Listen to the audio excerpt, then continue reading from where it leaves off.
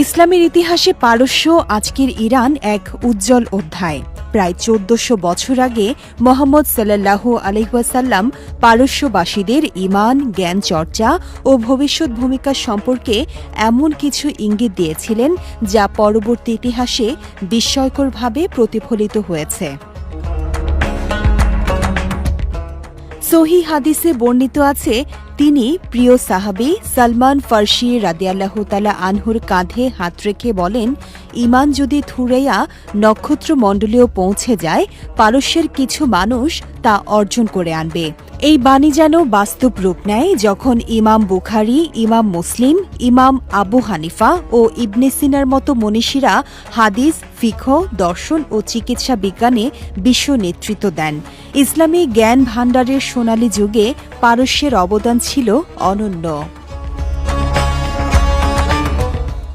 শেষ জামানা সম্পর্কিত হাদিসেও খোরাসান থেকে কালো পতাকাবাহী দলের আবির্ভাব এবং ইমাম মাহদীর আগমনের পূর্বাভাস পাওয়া যায়, ঐতিহাসিকভাবে যার বিস্তৃত অংশ বর্তমান ইরানে অবস্থিত। আবার সহিহ মুসলিমে আসফাহান থেকে দাজ্জালের অনুসারীদের উল্লেখ আমাদের স্মরণ করিয়ে দেয়, ইতিহাস ও আখিরাতের বয়ান কখনো বিচ্ছিন্ন নয়। ইসলামের প্রাথমিক যুগে সিফফিনের যুদ্ধে পারস্যের নও মুসলিমরা আলী ইবনে আবি তালিব রাদিয়াল্লাহু তাআলা আনহুর পাশে দাঁড়ান।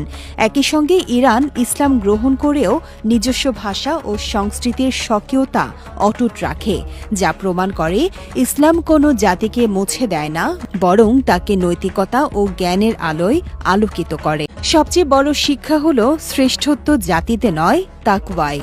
এসব বাণী আমাদের বিভক্ত নয়, ঐক্যবদ্ধ হতে শেখায়, হতাশ নয়, আশাবাদী হতে উদ্বুদ্ধ করে, আর স্মরণ করিয়ে দেয় কিয়ামতের জ্ঞান একমাত্র আল্লাহর কাছেই। তবে প্রস্তুতি নেওয়া আমাদের দায়িত্ব।